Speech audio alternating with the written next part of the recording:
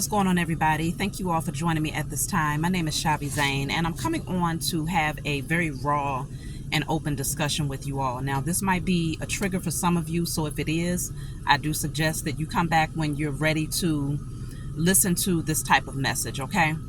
But please be sure to like and subscribe if you find that this is helpful in any way for you. Pass it on to someone who might need it. I want to talk to you all about the elephant in the room in the melanated community, okay? Now, I'll talk to you all about my own personal testimony. I did bring this forward about a year ago because the Most High showed me that I needed to openly speak my truth in order to heal. It was for my healing process. So I did end up taking the message down after I kept it up for a while. But I want to come back to this because it's a very important topic, okay? We want to talk about the molestation that happens in the melanated community. Now, me personally, I was molested, okay, by a very close family member. It was actually my father, okay, when I was a teenager. And this went on for about a year and a half of my life. Now, when this happened, I left his home and I ended up talking to family members about this, right? This is a very common theme. It happens too often in our community. I spoke to family members about it. I told them what happened. I told quite a few family members what happened. You can pretty much say that all of my family is aware of what this person did to me, right? And so moving on down the line, of course, there's no, this person never got arrested. They never went to jail because I never reported it. I guess I didn't report it in a timely fashion when I was at that age, right? So I guess a certain amount of time passes and, you can't really send that person to jail. But the system did not do anything. But you would at least expect that family would step in. Now, let's just look at a scenario here. If someone that you did not know raped your daughter, would you be friends with that person who actually raped your child? How would you feel if your sister became friends with the rapist of your child? Or your father or your mother became friends with the rapist of your child? You would not deal with them, right? Because you would look at them as being the enemy just as much as the person who actually violated your child. But see, in the melanated community, one of the biggest issues is that these sexual traumas happen to people. You come out, you tell your truth, but then family decides to brush it up underneath the rug, and they actually end up giving the person, the violator, more praise and more of their love and attention than they do the victim. And this is why so many people end up just being silent about what happened to them. But not only that, this is why so many people end up in trauma bonding relationships, because you come to a realization that even in your most vulnerable moment in life, okay, let's just say it happened to you as a child and you spoke out about it in your childhood, but nothing was done, okay? No one called the police. No one whooped that person's ass because it's well deserved, right? Everyone still remained close to that person. Matter of fact, they got even closer to the person. And here you are having to try to get in where you fit in because you're afraid of being alone. You're afraid of having no one. If you decide to pull away from the person who traumatized you or victimized you, then it's like, okay, but your sister still deals with that person. Your brother still deals with that person. Your aunts, your uncles, everybody still deals with the person the victim that violated you. And so you end up realizing that, okay, well, that means I have to walk this journey alone then, right? Because no one in their right mind will remain friends with a total stranger who raped their child. But for some reason in the melanated community, it's acceptable for family to remain close to the person who violated, not just you, but a lot of times that's when things come out about the truth about how that person has violated others. But everybody is still close to this person. everybody still calls this person and gives praise to this person, and you come to the realization that you're just surrounded by a whole bunch of very sick people. And then they look at you as if you are the one who's wrong because, oh, that happened years ago. Let's forgive and forget. That happened years ago. Oh, that person, they might have changed. What changed them?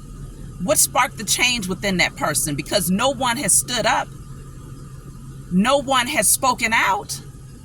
No one has said, okay, we have to remove ourselves from you off the strength that this is the energy that you carry. No one does that. And so because it happens from one generation to the next, it's so many people with this story. It's ridiculous. And this is why I'm coming out speaking this truth, because it's an uncomfortable topic that needs to be discussed.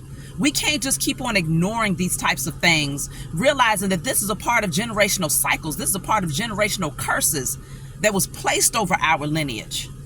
And too often we just end up saying, okay, well, that person is grown now. And so, yeah, that happened a long time ago. Uncle Jimmy, he's good people outside of, being a pedophile, right?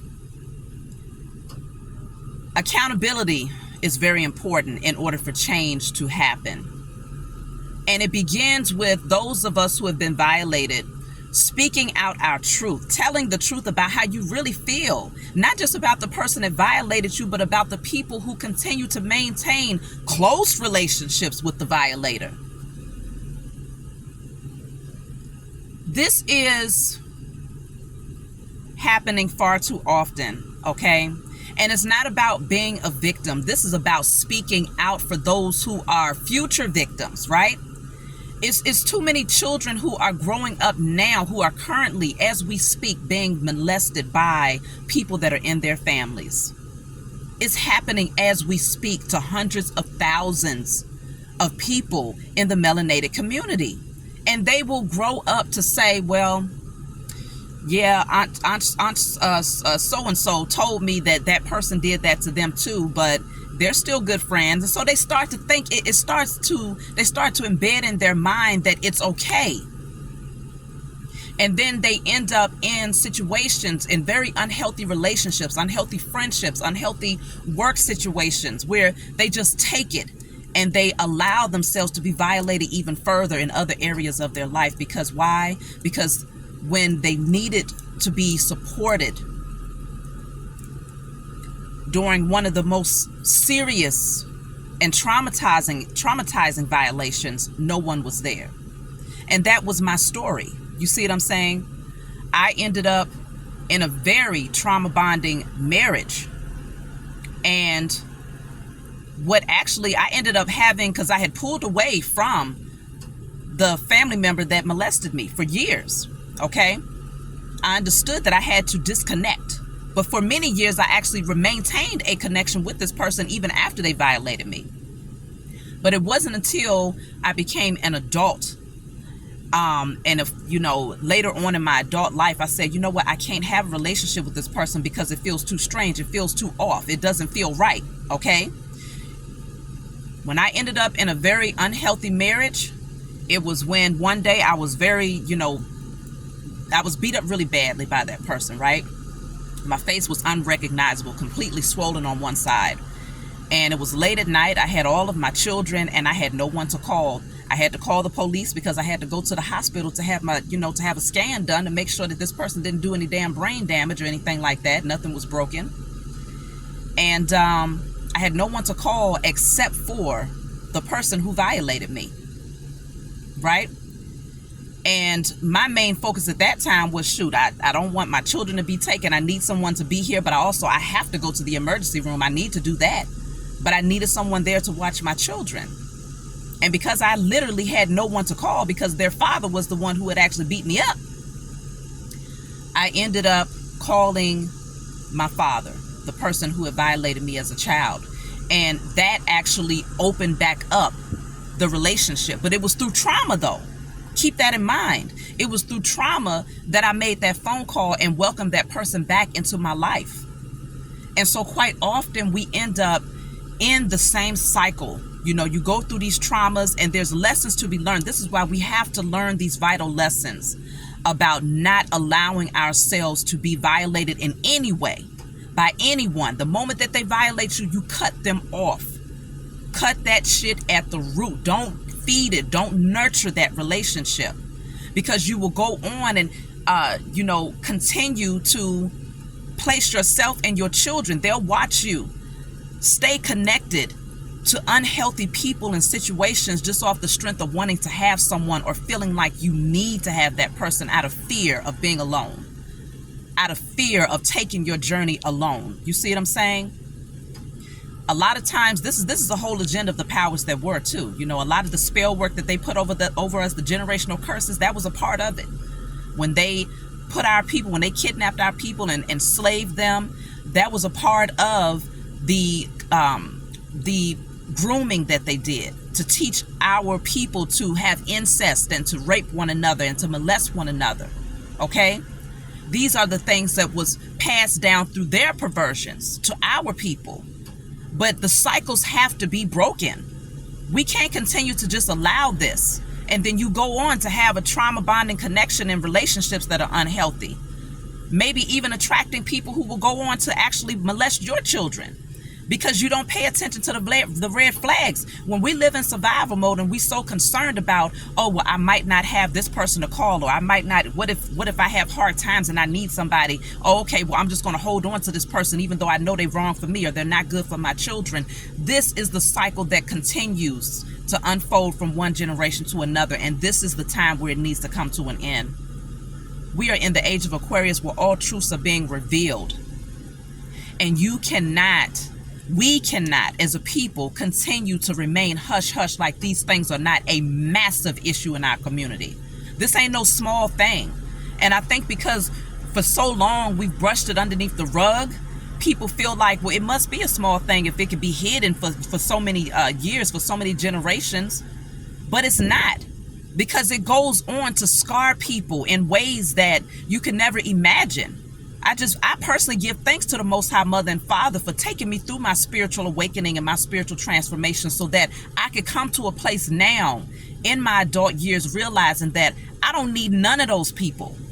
Not even the ones that continue to have a close bond with the person who violated me. Any person with common sense would know that if someone does something to your family member, if they murder your family member, if they rape your family member, if they rob your family member, anybody that does something that could potentially cause long-term harm or damage to someone that you love, you do not continue a relationship with them. But you got to recognize that as the chosen seed, because many of you are chosen seeds out there who listen to my messages. And many of you have the same testimony. And you recognize that a lot of those people that were around you truly are karmic family members. And that they signed a contract in past lives to work up against you and to ostracize you and to make you feel less than and to silence you, so that you would always be the one person that's walking around in family gatherings and things like that, feeling uncomfortable because everybody knows the truth, but no one speaks outwardly or openly about the truth. Everybody's watching you and watching the person that violated you, trying to see, oh, well, I wonder if they're going to talk. I wonder what type of interaction, what type of sick ass shit is that? When are we going to awaken to the fact that there is a serious sickness in the melanated community that needs to be addressed and handled? And it's not even about going to the powers that were to get them to take care of these situations. Because yes, a lot of these people, they do deserve to be locked up.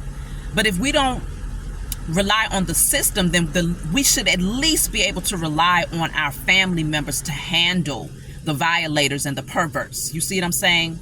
And handle, I mean, hey, whatever type of handling, however that looks for our community, because we got to start exacting justice on our own rather than leaning on the system to do it for us.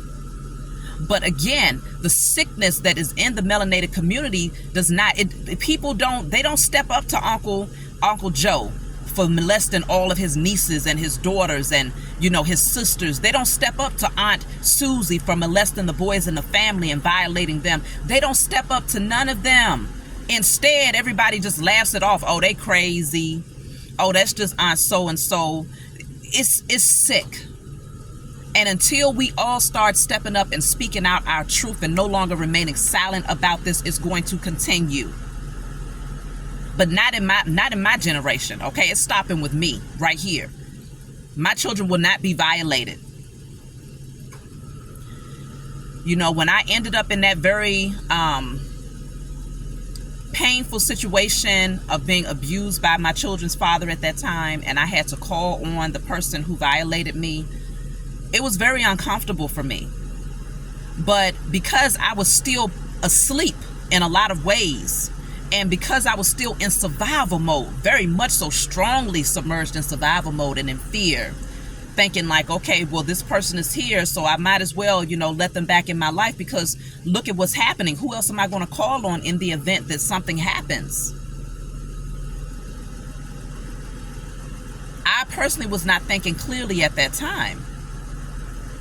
But that's all a part of being asleep. And what you don't want to do is blame yourself, because you can't blame yourself for something that you're not consciously aware of. But when you awaken, that's when you hold yourself accountable. And now that I'm no longer in survival mode, I'm no longer in fear, I'm no longer worried about whether or not I have, people that I can call on, because I call on the Most High God. I call on Mother and Father. I call on my spiritual team. And every time I call, I get an answer. Please believe that. But my faith was not strong enough back then for me to recognize that I did not have to maintain unhealthy, uncomfortable relationships with people that had harmed me, or with people that remained close to those that had harmed me. I will walk this path with just myself and my children until the Most High decides to say, okay, you have learned that I got you. So now let me send in your true tribe. Let me send in your true family. Let me send in your true divine partnership. But there's a certain amount of walking alone that you have to do when you experience those types of things, because it teaches you that you do not have to trauma bond, that you do not have to go back and reopen or reawaken unhealthy relationships with people just off the strength that you're afraid of not having anyone that you can call on. The Most High will make you take this journey alone just so that you can learn that.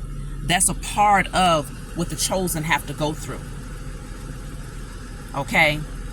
And it's a very vital lesson that we all need. And I'm glad that I've been able to take this path alone to the point where, shoot, a lot of those people who remain close to that person, I look at them with a totally different mindset. You see what I'm saying?